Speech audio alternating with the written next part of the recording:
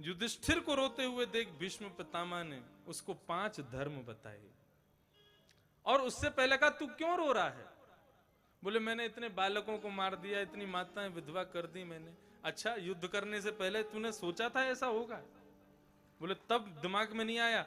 तब भीष्म पितामह कहते हैं तब आया था, अर्जुन के दिमाग में आया था। जब उसके दिमाग में आया तो भगवान ने उसको गीता सुनाई। तू भी पहले सोचता, तेरे को भी सुनाते।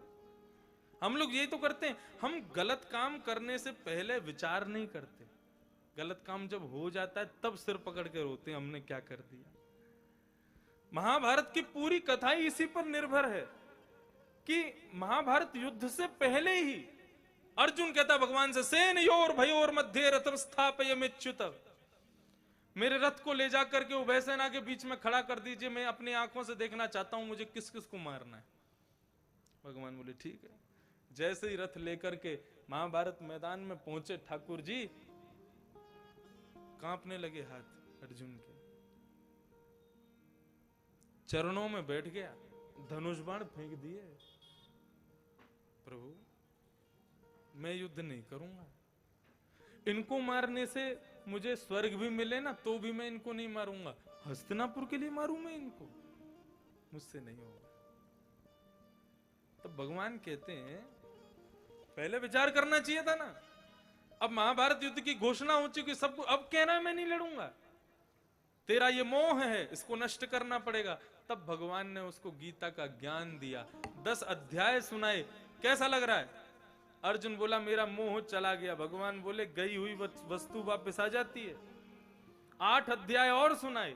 भगवान बोले अब बता अब कैसा लग रहा है? तब अर्जुन कहता है नष्ट मोह स्मृतिर्लब्धा, मेरा मोह नष्ट हो गया। जैसे ही मोह नष्ट हुआ भगवान बोले उठा धनुष बाण और लड़ना शुरू कर। लड़े। लेकिन युधिष्ठिर अब सबको मारने के बाद रो रहा है कि मैंने ऐसा क्यों कर दिया। भगवान बोले इसको मैं नहीं, इसको तो भीष्म पितामह समझाएंगे। भीष्म पितामह ने तब राजधर्म समझाया। भ्रातापि भ्रातरम हन्यात ये न घोर तरस्तता युधिष्ठिर रोमत। राजा का धर्म यही है, अपनी गद्दी के लिए अपने राज्य के लिए भाई भाई लड़ते हैं, एक दूसरे को मार देते हैं, ये राजधर्म है, इसमें कोई दोष नहीं है। जब भीष्म पितामह ने समझाया तब समझा, तब माना। जो काम भगवान नहीं कर पाए वो काम भीष्म पितामह ने कर दिया, भगवान के भक्त ने कर दिया।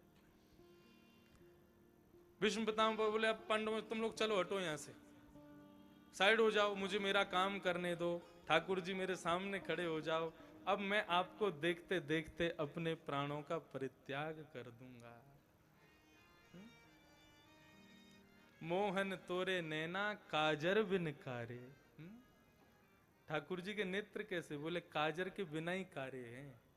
ऐसे सुंदर कटीले नेत्र लेकर के, सुंदर प्रसन्न हासा अरुण लो चलो लसत, ठाकुर जी कैसे खड़े हैं? बोले दोनों लाल लाल लाल लाल गाल ऐसे चमक रहे हैं। भीष्म पितामह का मन कर रहा है उठ करके ठाकुर जी के गालों को एक बार जोर से नोच दूं मैं, लेकिन क्या करूं, रोम रोम में बाण लगा है। भीष्म पितामह ने ठाकुर जी की स्तुति गाई। इतिमति रूप कल्पिता वितृष्णा भगवत सात्वत पुंगवे विभुम्ने, स्वसुखम पगते क्वचित विहर्तुम प्रकृति मुपेयुष यद्भव प्रवाह, त्रिभुवन कमलम तमाल वर्णम रविकर गौरवराम्बरम दधाने, वपुरलक कुलावृताननाब्जम विजय सखेरतिरस्तु मेन वद्य। भीष्म पितामह की स्तुति हमने बहुत बार विस्तार से कही है, अनेकों बार, कई बार तो पूरा दिन भीष्म पितामह की स्तुति में ही निकल गया है। हमारी इच्छा होती है कि कई ऐसे प्रसंग हैं उनको विस्तार करें, लेकिन इन प्रसंगों को कहने में ही पूरा समय निकल जाता है। अब स्पर्श नहीं करें तो भीष्म पितामह नाराज हो जाएंगे, श्रीनाथ जी के चरणों में मुझको नहीं बोला तुमने हैं? तो भाव ऐसा लगता है। भीष्म पितामह की स्तुति ऐसी स्तुति जो मैंने सबसे पहले याद की भागवत में, इसलिए मेरे को बार बार भीष्म पितामह का भाव आता है कि इनको तो अब धाम में आए तो चलो भीष्म पितामह की वाणी से ही सही हाजिरी लग जाएगी श्रीनाथ जी में। एक श्लोक कह देते हैं। भीष्म पितामह कह रहे हैं प्रभु मेरी बेटी से ब्याह कर लो आप। भगवान बोले बाल ब्रह्मचारी, तेने तो ब्याही ना की हो, तेरी बेटी कहां ते गई? भीष्म पितामह ने ब्याह नहीं किया था। क्यों? मत्स्यगंधा पर भीष्म पितामह के पिताजी शंतनु का मन आ गया। और मत्स्यगंधा जो थी ये मछली के गर्भ से प्रकट हुई थी, लेकिन एक मछुआरे को मिल गई, एक नाव चलाने वाले केवट को मिल गई, इसलिए उन्होंने उसको अपने पास रखा। उसमें से मछली की गंध आती थी, इसलिए उसका नाम था मत्स्यगंधा। शंतनु महाराज ने जैसे ही उसको देखा, उस पर मन आ गया और कहा कि मुझसे ब्याह कर लो। बोले मेरे पिताजी से पूछो। पिताजी के पास गए तो मछुआरे ने देखा, अरे शांतनु महाराज आए, चरणों में प्रणाम किया। बोले महाराज आज मेरी कुटिया पर, बोले अपनी बेटी से हमारा ब्याह करा दो। मछुआरे ने बुद्धि चलाई, बोले करा तो दूंगा, लेकिन आप तो पहले से ही विवाहित हो, आपके तो एक पुत्र भी है भीष्म। तो बोले क्यों, उससे क्या फर्क पड़ता है? बोले फर्क पड़ता है ना प्रभु, मेरी बेटी आपसे ब्याहेगी, इसके बालक तो सेवक बन के रहेंगे ना, राज्य गद्दी तो बड़ी पत्नी के पुत्र को मिलेगा। शंतनु बोले देखो मैं ये तो नहीं कर सकता, मेरा पुत्र पूर्ण रूपेण पात्र है राज्य गद्दी पर बैठने का, मैं उसका परित्याग नहीं करूंगा। तो बोले ठीक है, तो फिर मेरी बेटी भी आपको नहीं मिलेगी। शंतनु बोले ठीक है, स्वीकार है। घर लौट करके आए, अपने पिता के चेहरे पर मुरझाहट जब भीष्म ने देखी, तब बोले पिताजी कैसे उदास क्यों हो? बोले नहीं बेटा कुछ नहीं। बोले आपको मेरी सौगंध, आज्ञा करिए ना। तब शंतनु महाराज ने बताया इस प्रकार हम उनसे ब्याह करना चाहते हैं, लेकिन उनके पिताजी कहते हैं कि बड़ी पत्नी के बच्चे सब राज्य गद्दी पर बैठेंगे, इस शर्त के अनुसार मैंने उनसे मना कर दिया है कि मैं ब्याह नहीं करूंगा।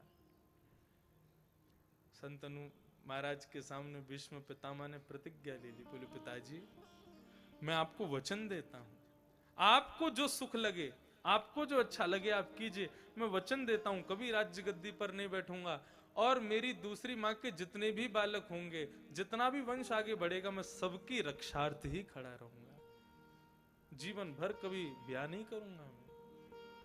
ब्याह ही नहीं हुआ भीष्म पितामह का। और एक बार ऐसा विषय सुनने में आता है कि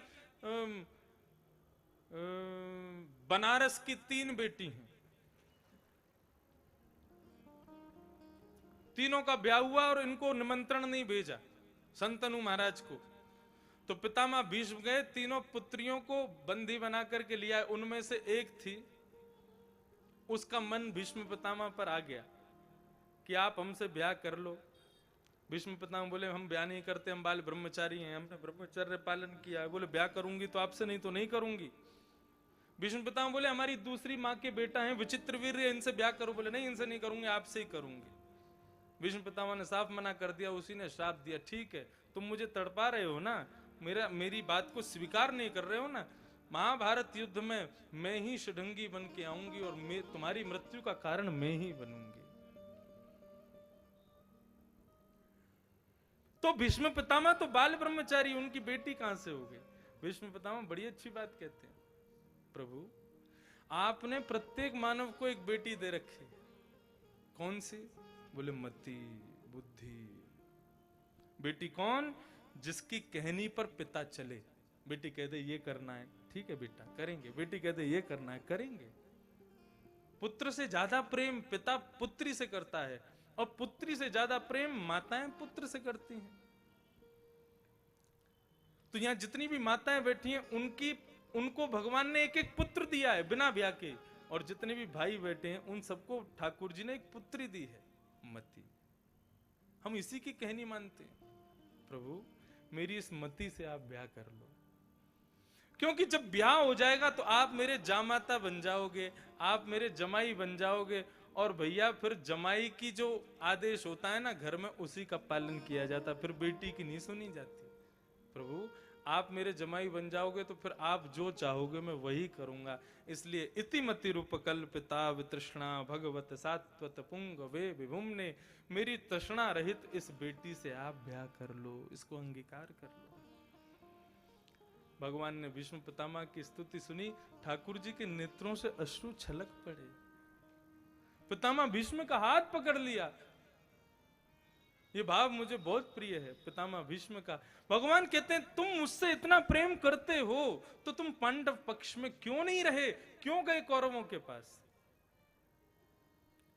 भीष्म पितामह कहते हैं प्रभु यदि पांडव पक्ष में होता तो आपके पीछे खड़ा होना पड़ता, आपके दाएं बाएं खड़ा होना पड़ता, और पीछे खड़े होने में, दाएं बाएं खड़े होने में आपके स्वरूप का दर्शन मुझको नहीं हो पाता। मैं इसलिए कौरव पक्ष में गया ताकि श्याम सुंदर मेरे नेत्रों के आगे से जामे नहीं, मुझको दिखते रहें। दर्शनार्थी बनकर के मैं कौरवों के पक्ष में खड़ा था प्रभु, आपका दर्शन करने के लिए वहां गया। भगवान ने भीष्म पितामह के हस्त कमल अपने हृदय से लगा लिए। बहुत श्रेष्ठ भक्त हैं भीष्म पितामह भगवान के। अंतिम समय में अपने प्राण ठाकुर जी के श्री चरणों में उन्होंने कर दिए। बोलो भक्त वत्सल भगवान की जय। भीष्म पितामह पर कृपा हुई, ठाकुर जी द्वारिका प्रस्थान कर गए और यहाँ उत्तरा के गर्भस्थ शिशु ने जन्म लिया।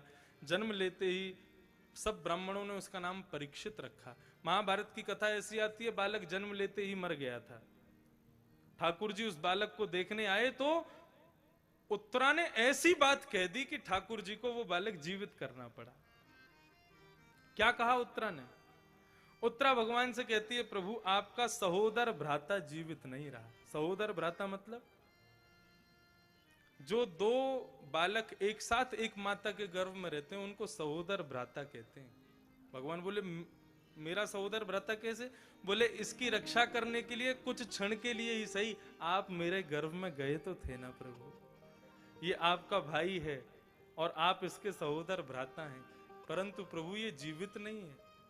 ठाकुर जी ने तुरंत उस बालक को गोद में लिया और सबको कहा यदि महाभारत युद्ध में अर्जुन से मैंने सच्चा प्रेम निभाया हो तो उस प्रेम की साक्षी के रूप में यह बालक जीवित हो जाए। और उस प्रेम की साक्षी जैसी ठाकुर जी ने कही है, तुरंत वो बालक ने नेत्र खोल लिए और परीक्षित जीवित हो गया। बोलो भक्तवत्सल भगवान की जय। परीक्षित धीरे धीरे बड़े होने लगे, भगवान स्वधाम प्रस्थान कर गए। अर्जुन ने आकर के जब ये बात पांडवों को बताई तब पांडवों ने परीक्षित को राजा बना करके पांडव स्वर्गारोहण को प्रस्थान कर गए। परीक्षित अब राजा बन गए। भ्रमण करते करते एक दिन परीक्षित को कलयुग दिखाई दिया।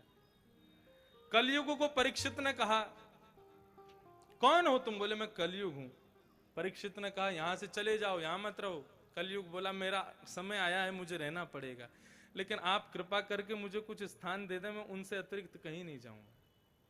सावधानी से सुने, वैसे तो हम ऐसे स्थान पर बैठे हैं यहाँ कलयुग का प्रवेश तो वर्ज्य है, यहाँ आ ही नहीं सकता कलयुग, लेकिन फिर भी हम सब लोग कहीं ना कहीं तो जाते हैं। इन 5 स्थानों से बच जाएं बस।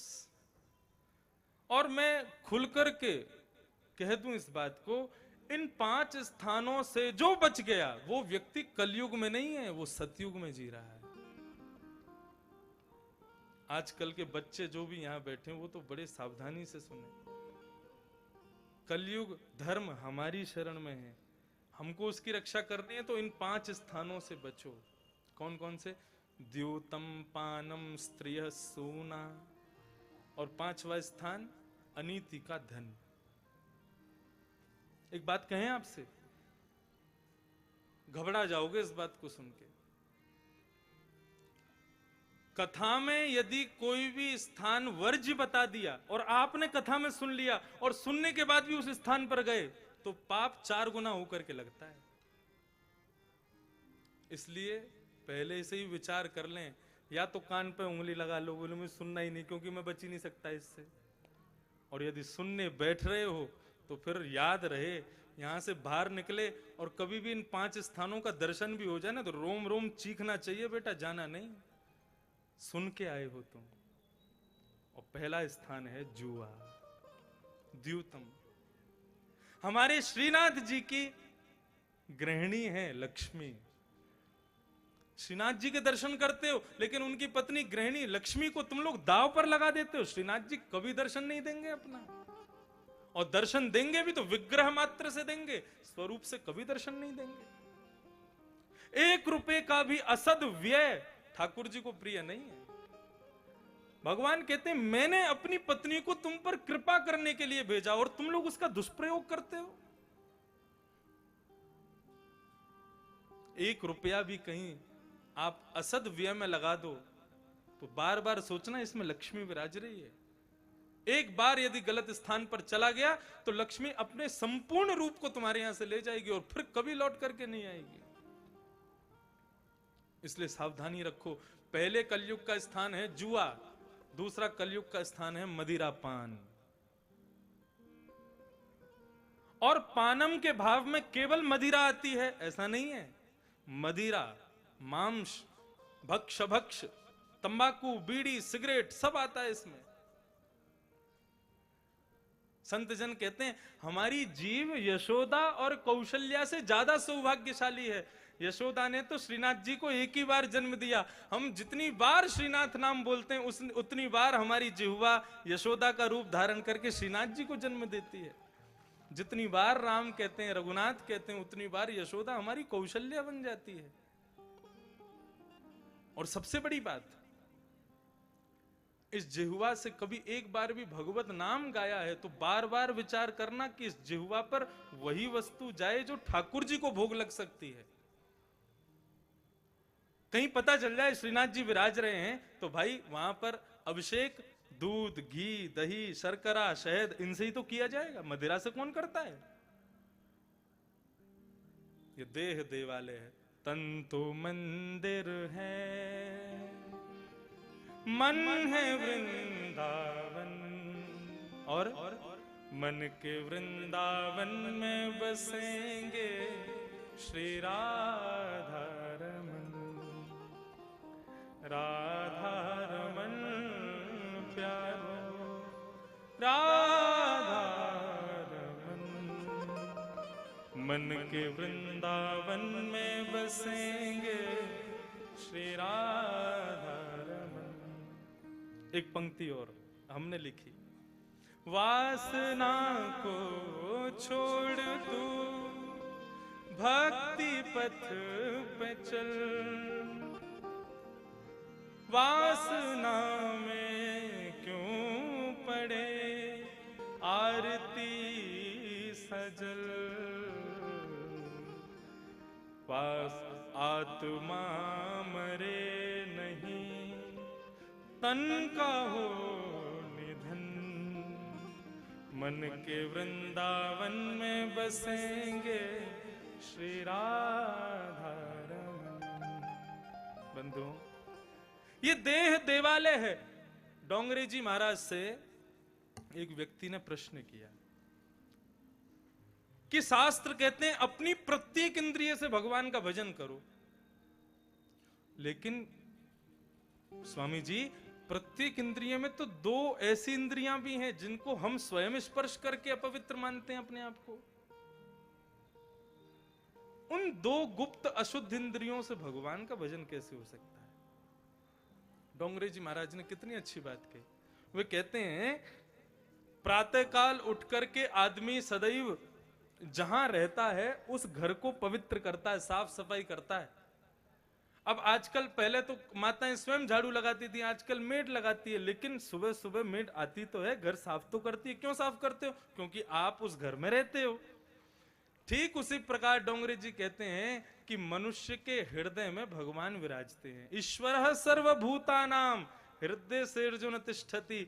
भगवान हृदय में विराजते हैं। इस भाव को केवल चिंतन कर लो, ठाकुर जी मेरे हृदय में विराज रहे हैं तो मेरे हृदय में किसी भी प्रकार की, मेरे देह में किसी भी प्रकार की मलिनता नहीं होनी चाहिए। इस भाव को केवल धारण करके मलमूत्रादि का परित्याग ही भजन बन जाएगा मानव के द्वारा। कितनी बड़ी बात कहते हैं।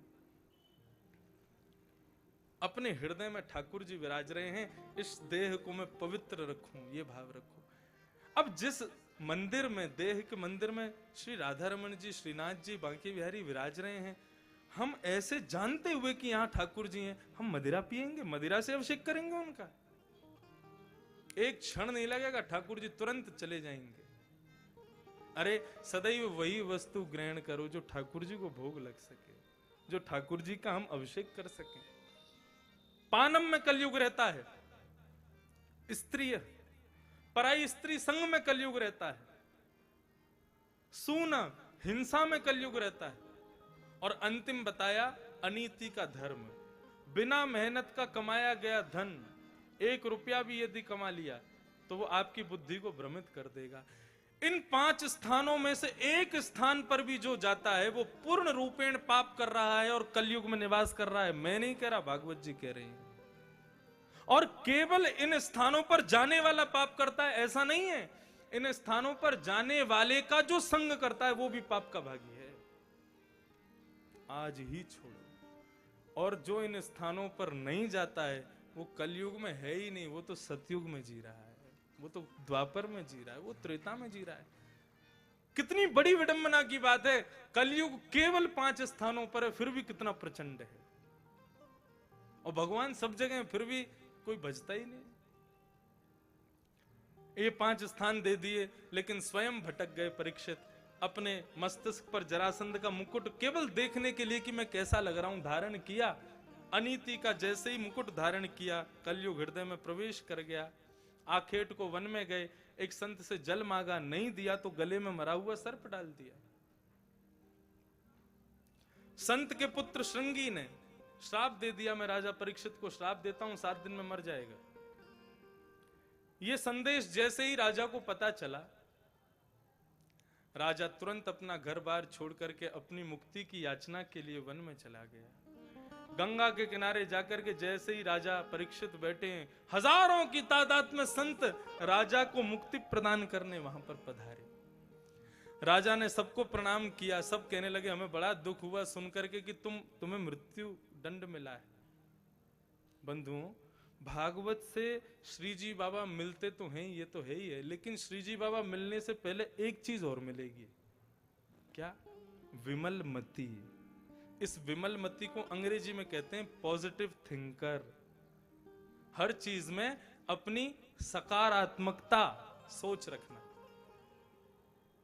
अब लोग क्या करते हैं, कहीं जाना है, कहां जाओ? उदयपुर जा रहे हैं किसी काम से। अच्छा, गाड़ी में जैसे ही एक पैर रखा, सोई छींक आ गई, अब नहीं जाएंगे। क्यों? छींक आ गई है, अशुभ होती है। पानी लाओ, पानी पिएंगे 2-4। मैं सच बता रहा हूं, मैं जब भी कथा करने जाता हूं मुझे पहले छींक आती है, और जिस दिन छींक नहीं आती उस दिन कथा में मन नहीं लगता है। अपनी बुद्धि को सकारात्मक बनाओ तो समझो आपने कथा सुनी है, और उसके बाद भी नकारात्मकता मन में चल रही है, माफ कीजिए, आप कथा सुन करके भी उसको सुन नहीं रहे हैं। अपनी बुद्धि को सकारात्मक बनाओ।